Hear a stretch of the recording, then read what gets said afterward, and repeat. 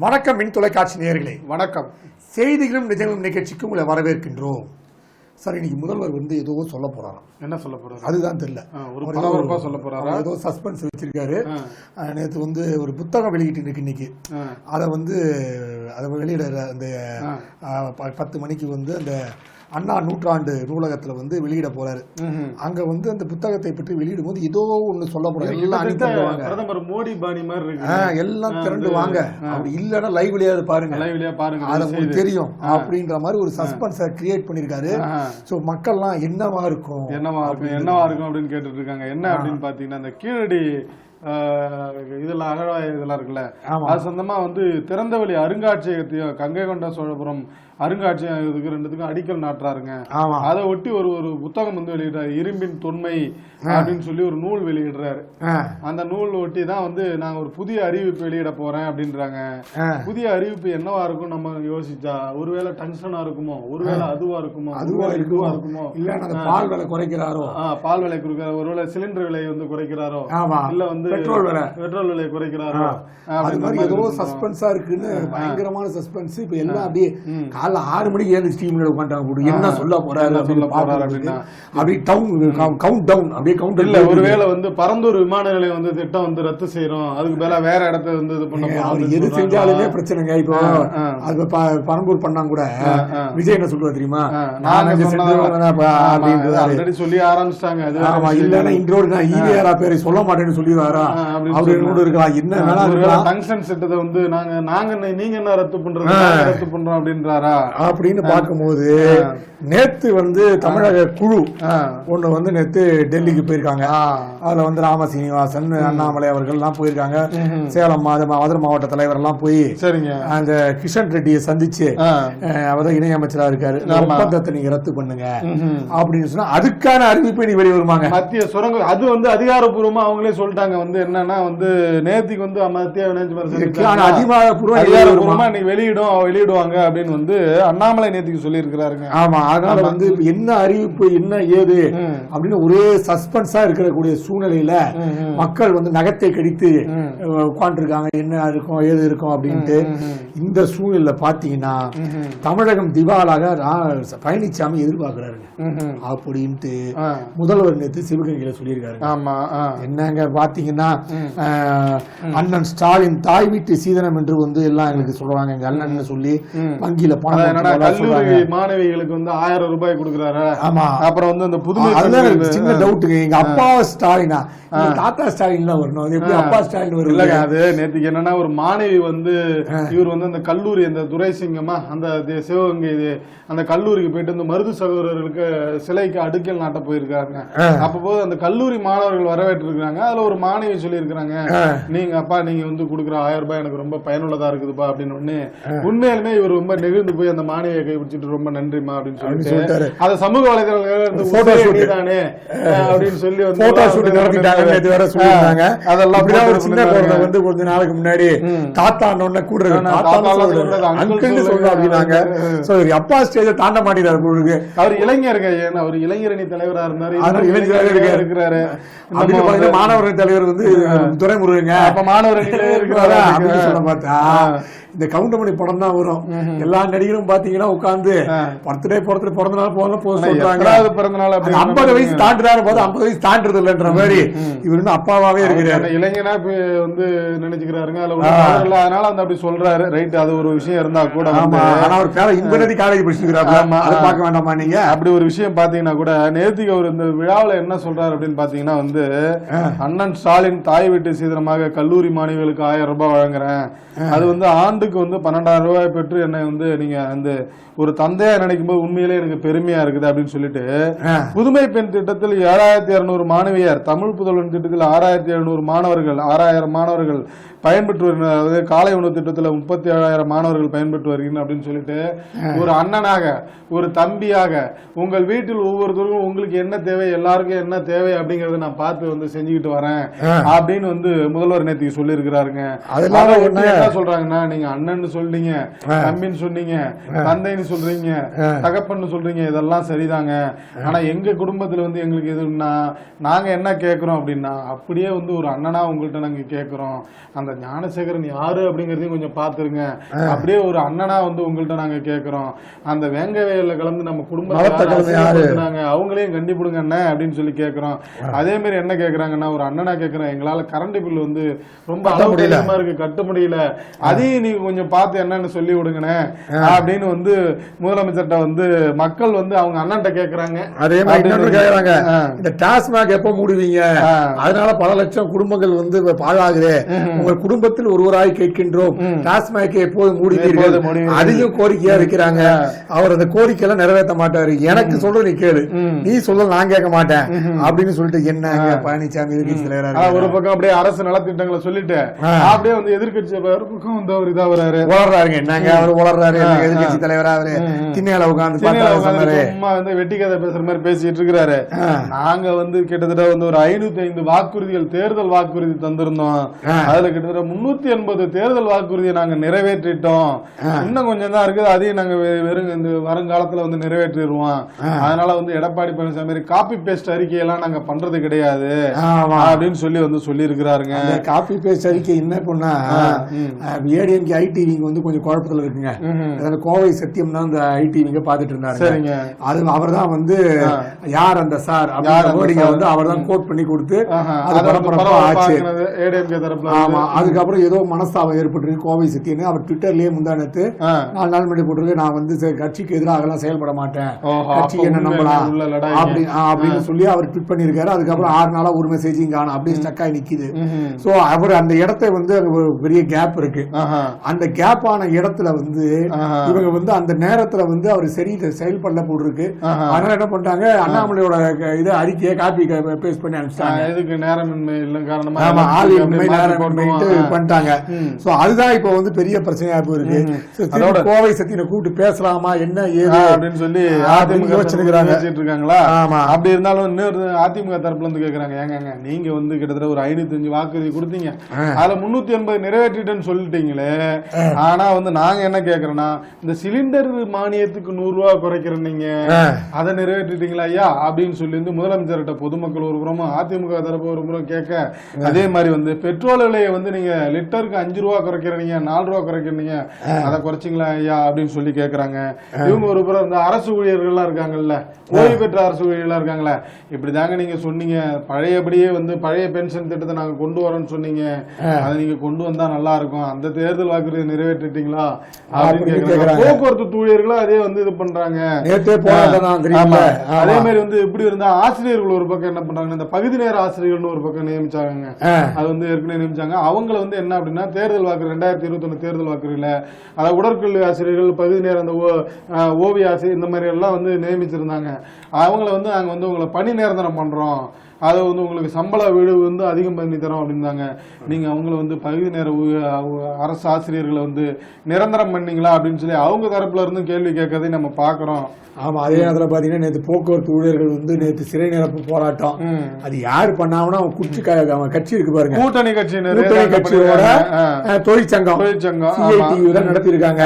Marxist கம்யூனிஸ்டோட தொழிற்சங்கம் CID நடத்தி அவர் சொல்றாங்க, ஏங்க 10,000 வழித்தடங்கள் வந்து பஸ்கள் இயங்கிட்டன, ஏற்பட்டுள்ள இழப்பே வந்து 45,000 கோடி, அது இல்லாம நீங்க பெண்களுக்கு இலவச பஸ் போகுது பாருங்க, அதுலயும் பல ஆயிரம் கோடி லாஸ் ஆகுது. அதாவது என்னன்னாங்க, அந்த 10,000 வழித்தடங்கள் வந்து அவங்க என்னன்னா இதுல நஷ்டம் வரும் சொல்லிதான் அவங்க மொயினா வந்து குற்றச்சாட்டு பண்றாங்க. அவங்க வந்து உங்களுக்கு நஷ்டம் வரும்னு தெரிஞ்சா 10,000 வழித்தடங்கள் இது பண்ணி அதுல கிட்டத்தட்ட ஒரு 45,000 கோடி வந்து இழப்பு வருது. இந்த இழப்பெல்லாம் நீங்க எப்படி சமாளிக்கிறீங்க அப்படின்னு பாத்தீங்கன்னா 30,000 கோடி வந்து கடன் வாங்குறாங்க. அதன் பிறகு வந்து தொழிலாளர்கள் இருக்காங்கல்ல, போக்குவரத்து ஊழியர்கள் இருக்காங்கல்ல, அவங்களோட பணம், அவங்களுக்கு கொடுக்குற பணத்தை வந்து ஒரு 15,000 கோடியை வந்து இதுல எடுத்து அப்படியே இதுல மாத்திடுறாங்க.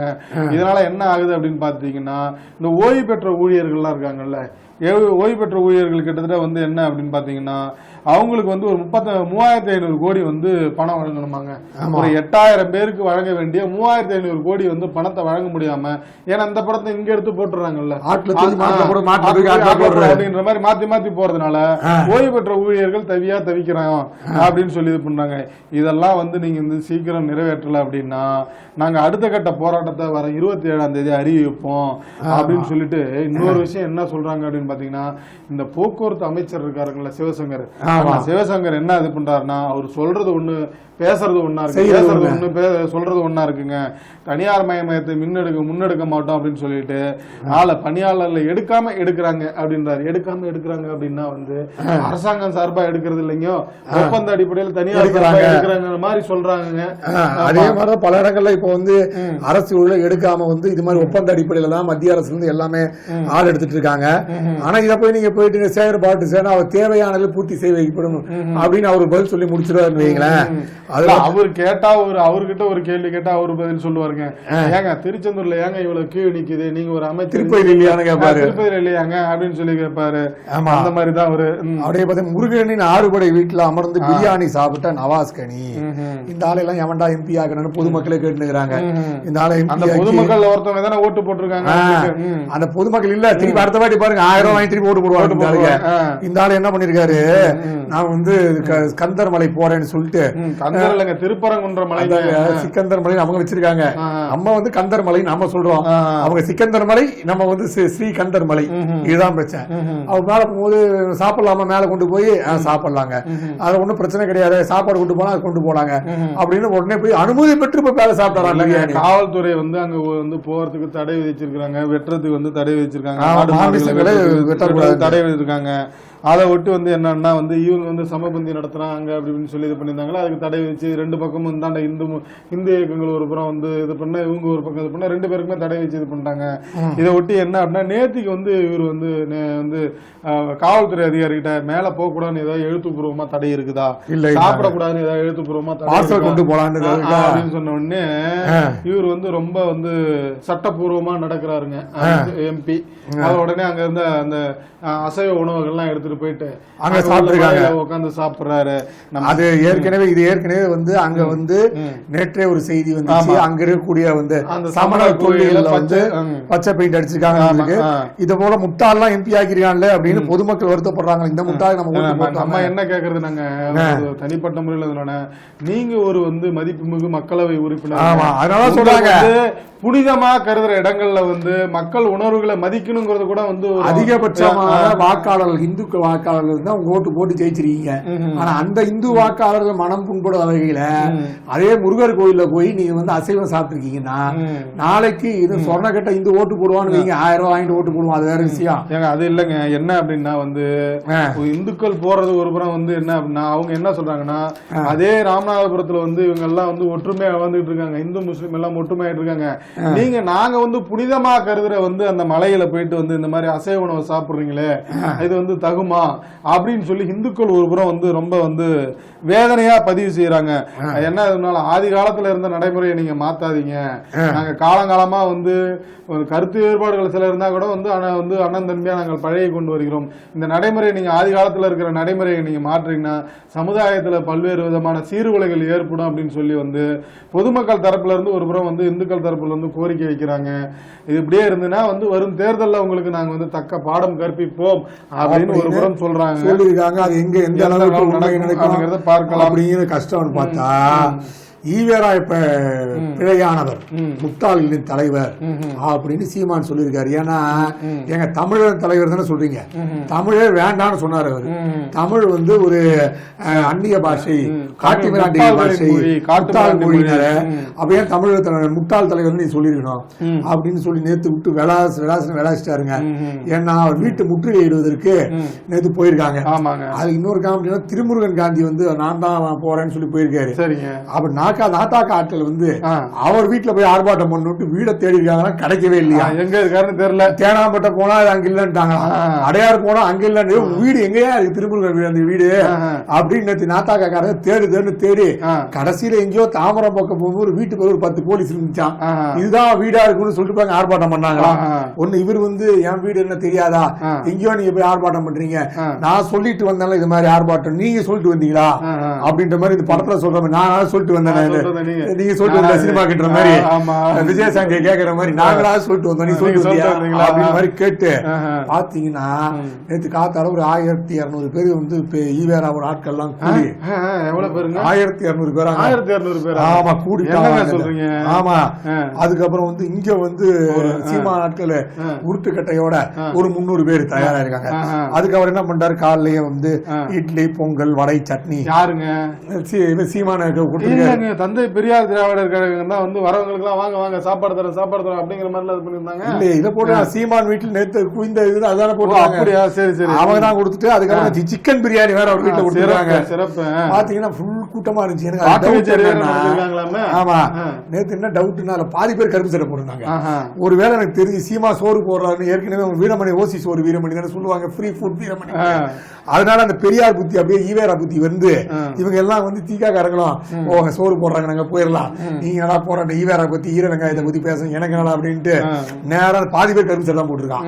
போயிட்டு அங்க சிக்கன் பிரியாணி எல்லாம் சாப்பிட்டு நாங்களும் வந்து ஈவேராவை எதுக்குறோம்னு சொல்லி வேற வழி இல்லாம சோத்துக்காக சீமாட்டாங்க. அந்த நிகழ்ச்சியை வந்து பண்ணது வந்து பாத்தீங்கன்னா வந்து தந்தை பெரியார் திராவிடர் கழகங்க. அவங்க வந்து ராமகிருஷ்ணன் அவங்க தான் வந்து அந்த போராட்டம் சீமான் அவங்க வீட்டு முன்னாடி வந்து போராட்டம் இது பண்ணோடனே அங்க ஏற்கனவே காவல்துறை வந்து குவிச்சுட்டாங்க. கிட்டத்தட்ட வந்து ஒரு 500 மீட்டருக்கு முன்னாடியே அவங்களை தடுத்து நிறுத்தி அவங்க எல்லாம் கோஷம் எழுதி இது பண்ணாங்க. அதை ஒட்டி தாங்க வந்து நேற்றுக்கு வந்து சீமான் ரொம்ப ஆக்ரோஷமா பேசிட்டாரு. நாங்க வந்து அண்ணா பல்கலைக்கழக மானிய விவகாரத்துக்கு வந்து போராடணும்னு அனுமதி கேட்டா அதுக்கு தரமாட்டேன்றீங்க, இப்ப மட்டும் எப்படி என் வீட்டுக்கு முன்னாடி வந்து போராடுறதுக்கு நீங்க அனுமதி தந்தீங்க அப்படின்னு சொல்லி கேட்டுட்டு அதோட மட்டும் இல்லைங்க, அது என்ன சொல்றாருன்னா அந்த விவகாரத்துல வந்து பெரியார் விவகாரத்திலே வந்து மொத்த வியாபாரியான வந்து திக தலைவர் வீரமணியே அமைதியா இருக்கிறாரு, நீங்க என்னங்க பொட்டி கடை வச்சுக்கிட்டு இந்த மாதிரி பண்றீங்க, நீங்க எல்லாம் பேசக்கூடாது, வேணா அவர் பேசட்டும், நானும் அவரா பேசி பாத்துக்கலாம், ஒன்னும் பிரச்சனை இல்ல, நான் பேசுறதுக்கு தயாரா இருக்கேன் அப்படின்னு சொல்லிட்டு என்ன சொல்றாருன்னா தமிழர் அரசு என்று பேசுவது எல்லாம் பித்தலாட்டம், திராவிட எழுச்சியை தடுப்பதற்கு செய்யும் அயோக்கியத்தனம், ஆரியர்களுக்கு செய்யக்கூடிய கைக்கூலித்தனம், தமிழ் முட்டாள்களின் பாசை, தமிழ் காட்டுமிராண்டிகளின் பாசை, தமிழ் சனியனை விட்டு ஒழியுங்கள், அப்படி தமிழில் என்ன இருக்கிறது என்று ஈவேரா பேசி இருக்கிறார் அப்படின்னு சொல்லி வந்து சீமான் சொல்லிட்டாருங்க. அதை ஒட்டி தான் வந்து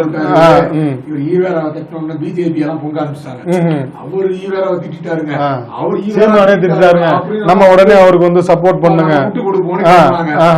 அவரும் அதே என்ன சொல்லிட்டாப்ல சீமானு, வள்ளலாறு திருவள்ளுவரை ஆரிய கூட்டம் அவமதிக்க நினைக்கிறது, திராவிட கூட்டம் அழிக்க நினைக்கிறது, இவன் ஒரு கொட்டு வச்சிட்டாரு.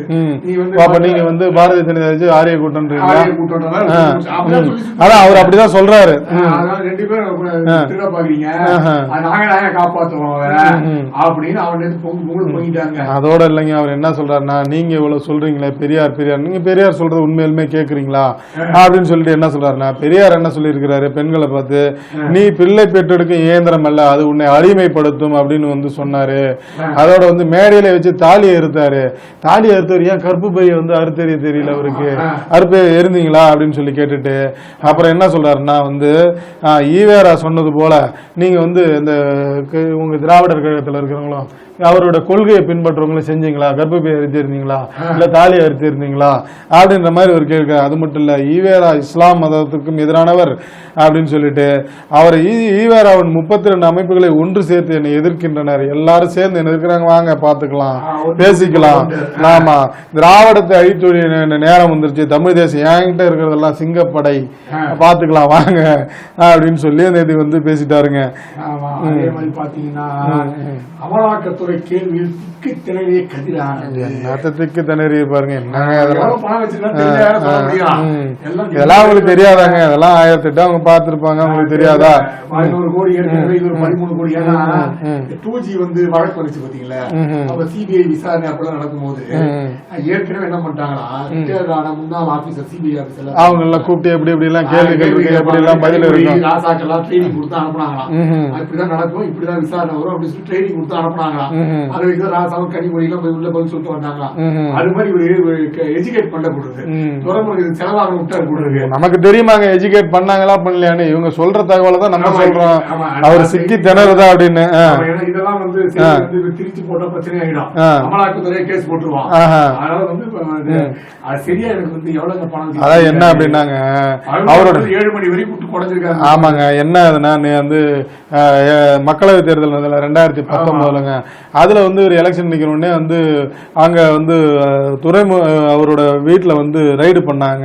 அதுல கிட்டத்தட்ட ஒரு 11 கோடியா அவர் நண்பர் வீடு, அவருக்கு கட்சிக்காரங்க வீடு பூஞ்சோலை சீனிவாசன்கிற வீடுல வந்து ஒரு 11 கோடியை கைப்பற்றினாங்க வருமான வரித்துறையினர். அதுக்காக இது பண்ண உடனே விசாரணையில அந்த பணம் எல்லாம் அவருக்கு கதிரானந்த் அவங்களுக்கு இது சம அப்படின்னு அவருக்கு சொந்தமானது அப்படின்னு சொல்லி அவர் சொன்னதாக வந்து ஒரு தகவல்.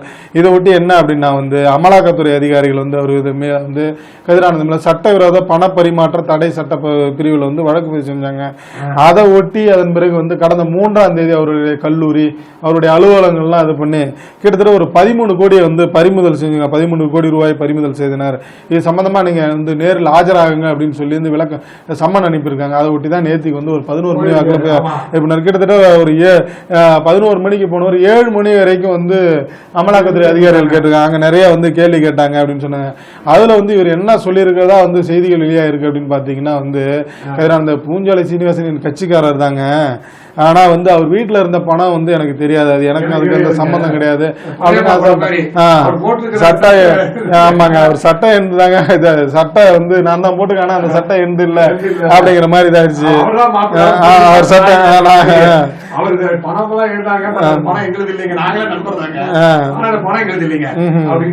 ஆனா அப்படி சொன்ன உடனே என்னன்னா அது சம்பந்தமான அவங்க 2 பேருக்கு நடந்த உரையாடல்கள் பண பரிமாற்றத்தெல்லாம் வந்து கேட்டு கேள்வி அமலாக்கத்துறை கேட்ட உடனே இவங்க வந்து உடனே கதிரானந்தருக்கு பதில் சொல்ல முடியாம சிக்கி திணறிட்டாராங்க.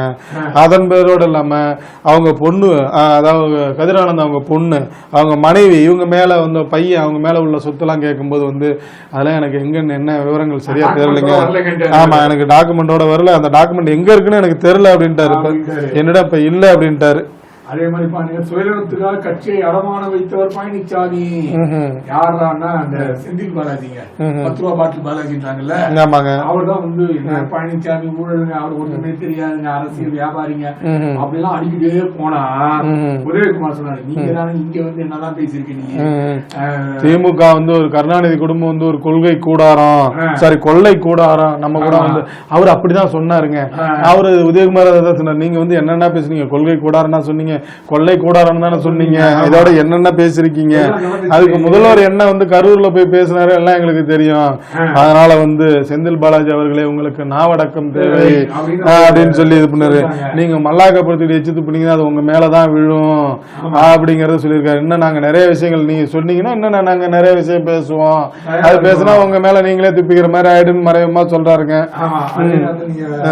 பாத்தீங்கன்னா எடப்பாடி அவர்கள் வந்து சொல்லியிருக்காரு, இந்த மாதிரி என்னன்னா சென்னையில உட்காந்துட்டு பிரச்சாரம் பண்றாரா, சொல்லிருக்காரு 100 நாள் வேலை வாய்ப்பு எல்லாம் கொடுத்தீங்களா, அது சம்பளம் கொடுத்தீங்களா, பணமும் தெரியல ஒண்ணும் தெரியல, 2 மாசமா பெண்டிங்ல இருக்கு. இல்லங்க, இதுதான் தேர்தல் வாக்குறுதியா சொல்லியிருந்தாங்களாம், 2 மாசம் பெண்டிங்கா இருக்குது, அதனால வந்து பணமே வேற பொங்கலுக்கே கொண்டாட முடியாம பண்ணிட்டீங்க. நீங்க ஏற்கனவே பொங்கல் இனாம ரேஷன் கிடைக்கும் தெரியல, அது இல்லாம இங்க இருக்கிறவங்களுக்கு வந்து பைத்து அடிக்கிற மாதிரி நீங்க பணமும் தெரியல, அப்புறம் என்னங்க 100 நாள் வேலைக்கு வாய்ப்பு திட்டம் எல்லாம் சொதப்பி வச்சிருக்கீங்க அப்படின்ட்டு அவர் வேற வந்து எடப்பாடி வேற ஒரு பக்கம் பேசிட்டு இருக்காருங்க.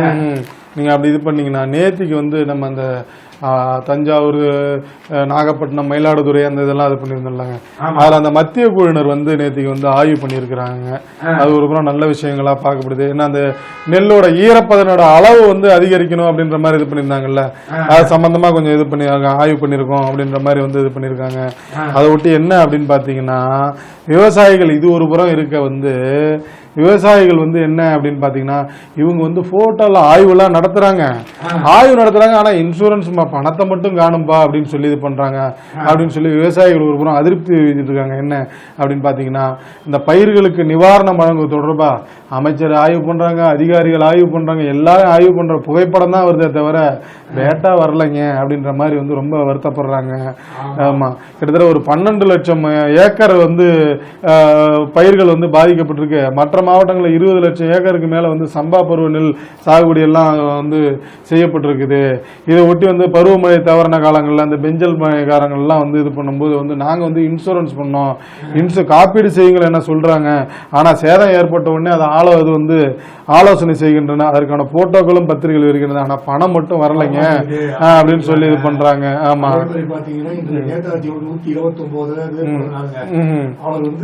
அவருக்கு வந்து மிகப்பெரிய வழிகாட்டியா இருந்தது தமிழகம் தான். 1939 முத்துராமலிங்க தேவர் 1939 அவர் இங்க திருவல்லிக்கேணியில தான் 2 வாட்டி வந்து தங்கினாரு. அப்போ வந்து இங்கதான் வந்து சீரணி அரங்கம் சொல்லப்பட்ட இடத்துலதான் திலகரத்துக்கெல்லாம் வந்து அந்த உலகப்போர் எல்லாம் வரும்போது அவர் பேசியிருக்காரு. அந்த பேச்செல்லாம் மிகப்பெரிய பேச்சா இருந்தது. அதெல்லாம் புத்தகமாக கூட வந்திருக்குது, நீங்க எழுதின புத்தகமாக வந்திருக்குது. புத்தகத்துல அவரோட பேச்சை முழுமா தமிழாக்கப்படுத்தி வெளிவந்த ஒரே புத்தகம் அதுதான். அது வந்து கிட்டத்தட்ட இப்போ நேதாஜி அவர்கள் வந்து மிகப்பெரிய ஒரு ஆளுமை, அதாவது எப்படி வந்து இளைஞர்களின் வழிகாட்டியாக இருக்கக்கூடிய பாத்தீங்கன்னா நேதாஜி மிகப்பெரிய ஆளுமையாக இருந்திருக்கிறாரு. அது மட்டுமல்ல, அவர் வந்து காந்தி அவர்கள் அவர் கட்சியை விட்டு துரத்தி விட்டது, அது இல்லாம சீதாராமையா அவர்களை ஜெயிக்க வச்சு இவரை வந்து பட்டாபி சீதாராமையா வெற்றி பெற்று பட்டாபி தோல்வி அடைஞ்சோன்னா இவரே விலகிட்டாருங்க, வந்து போர்ஸ் பண்ணி விலக வச்சது எல்லாமே வந்து காந்தியின் மிகப்பெரிய ஒரு அரசியலாக பார்க்கப்படுகிறது. இது மட்டும் அப்போது சுதந்திரம் மட்டும் நேதாஜி கையில் கிடைத்திருந்தால் என்றோ வந்து இந்தியா வல்லரசா இருக்கும் அப்படின்ற சொல்லலாம் சொல்லப்படுது. அதனால இளைஞர்கள் தொடர்ந்து எழுச்சி விடுகிற செயல்பாடாக நேதாஜி இருக்கிறதுனால அவரோட தினத்தை வந்து அனைத்து இளைஞர்கள் வயது வித்தியாசம் இல்லாமல் அனைவருமே கொண்டாடக்கூடிய நிகழ்வு தான் இருக்கிறது. அது மாதிரி நீங்க சொன்னீங்கன்னா அதை ஒட்டி வந்து மத்திய அமைச்சர் நேற்றுக்கு வந்து மத்திய கலாச்சாரம் மற்றும் சுற்றுலாத்துறை அமைச்சர் வந்து கஜேந்திர சிங் செகாவத் வந்து சுபாஷ் சந்திர போஸ் ஒரு கட்டுரை எழுதியிருக்கிறாருங்க. உள்ளபடி பாத்தீங்கன்னா அதுல வந்து மத்திய அரசு என்ன பண்ணிருக்கு, சுபாஷ் சந்திர போஸுக்கு என்ன பண்ணிருக்காங்க. ஜனவரி 23 ஒட்டி பராக்கிர தினமாக 2021 இருந்து இந்திய அரசு கொண்டாடிட்டு வந்திருக்கு. அது போக வந்து நேதாஜியோட 340 கோப்புகளை வெளியிட்டு வரலாற்று சிறப்பு மிக்க நிகழ்வு எல்லாம் அவர் வந்து இது பண்ணிருக்காங்க. அதே மாதிரி வந்து அவர் முதலா தேசிய கொடியை வந்து எங்க மணிப்பூர் மாநிலம் முயிராங்கில் வந்து ஏற்றினார்கள் இந்திய தேசிய ராணுவம் கொடிய. அந்த இதுல வந்து இந்திய தேசிய ராணுவ சின்னத்தை வந்து புனரமைச்சு இந்த மாதிரி எல்லாம் வந்து மத்திய அரசு பல விவகாரங்கள்ல வந்து நேதாஜிக்கு வந்து பல்வேறு விஷயங்களை சிறப்பு செஞ்சிருக்கிறாங்க அப்படிங்கறத வந்து ஒரு கட்டுரையா வெளியிட்டு இருக்கிறாருங்க. அவர் ஒரு பக்கம் இருந்த ஆளுநர் வந்து நேத்திக்கு வந்து ஒரு விழாவில் கலந்துகிட்டு வந்து இது பேசியிருக்காரு. நேதாஜி குறித்து இளம் தலைமுறையினர் நிறைய கற்றுக்கொள்ள வேண்டும். நாடு சுதந்திரத்தை பெற்ற பின் சுதந்திர போராட்ட வரலாறு சுருக்கப்பட்டுள்ளது. நம்ம எல்லாம் வழக்கமா பேசுறதுதான் வந்து இருக்காங்க. அதாவது குறிப்பிட்ட சிலர் மட்டும் வந்து நான் வந்து சுதந்திரத்துக்கு பங்கேற்றதா அதான் வரலாறு இருக்குது. அப்படி இல்லைங்க, நாடு முழுவதும் எண்ணிலடங்கா மக்கள் வந்து தங்கள் உயிரை வந்து கொடுத்து வந்து சுதந்திரத்துக்கு பாடுபட்டு இருக்கிறாங்க.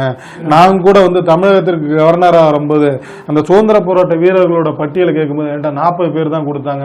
உண்மையிலே எனக்கு ரொம்ப அதிர்ச்சியா இருந்துச்சு. அதன் பிறகு வந்து தனிப்பட்ட முறையில் வந்து நான் ஒரு தெளிவாக கணக்கு எடுக்கிறது மட்டும் தான். இதில் 1000ஐயும் தாண்டின வந்து சுதந்திர போராட்டர்கள் தமிழகத்தில் இருந்திருக்காங்க. வெறும் இந்த சுதந்திர போராட்ட வீரர்களா மட்டும் இல்லாம இந்த தேசத்தின் வளர்ச்சிக்காகவும் இந்த தேசத்தோட பொருளாதார வளர்ச்சிக்காகவும் தமிழர்கள் எவ்வளவு பாடுபட்டு இருக்காங்கன்னு எனக்கு அப்பதான் தெரிந்தது அப்படிங்கிற மாதிரி எல்லாம் வந்து நேற்று சொல்லி இருக்கிறாங்க. ஆமா, அப்படின்னு பாத்தீங்கன்னா நேற்று நேருஜி கலரங்கி குத்தகைக்கு விட்ட திமுக மேயருக்கு அமைச்சர் டோஸாங்க.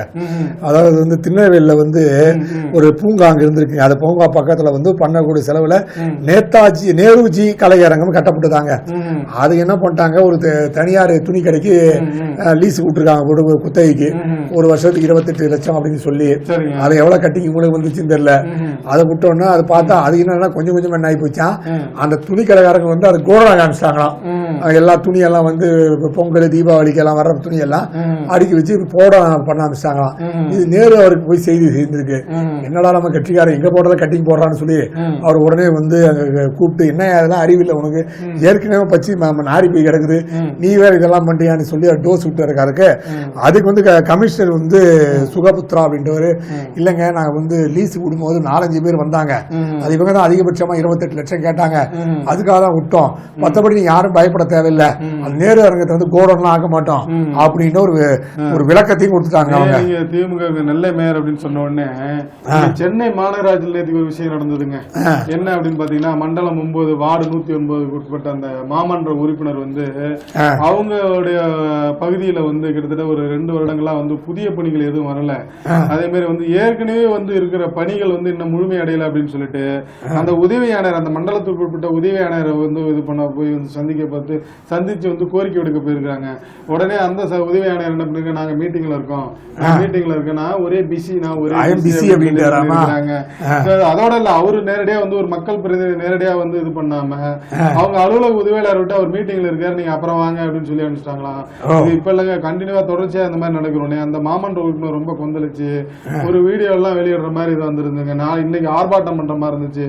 விவகாரங்கள்லாம் தெரிஞ்சு உதவியாளர் வந்து உடனே இல்ல நான் மன்னிப்பு கோர்றேங்க அப்படின்னு சொன்னா, உண்மையிலுமே கொஞ்சம் மீட்டிங்ல இருந்தாலும் என்னால இது பண்ண முடியல, நான் வந்து கண்டிப்பா வந்து உங்களை மீட் பண்றேன் அப்படின்னு சொல்லி அவங்க மன்னிப்பு கோர்னால அந்த விஷயம் வந்து அப்படியே சுமூகமா முடிந்து விட்டது அப்படின்னு சொல்லி இது பண்ணிருந்தாங்க. செய்திகள்லாம் நேரில் இன்று பல்வேறு செய்திகளை பார்த்தோம். மீண்டும் நாளை சந்திப்போம். அதுவரை நன்றி, வணக்கம். நன்றி, வணக்கம்.